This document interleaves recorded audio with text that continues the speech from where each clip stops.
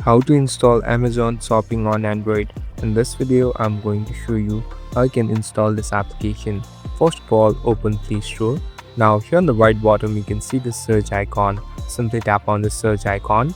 Now on the top at the search bar, simply search for Amazon. So it will pop up in the top. Simply tap on it. So make sure that this is the right application. You can verify it by seeing the logo and also verify it by seeing the company's name, Amazon Mobile LLC. Now simply tap on this install button. So it has started to install. So what is this application? So basically Amazon Shopping is an application where there are both buyers and seller, and it is an e-commerce website or a software. So here you can buy and sell products easily. So it's getting installed and you'll be done. Thank you for watching this video. I hope this video will help you.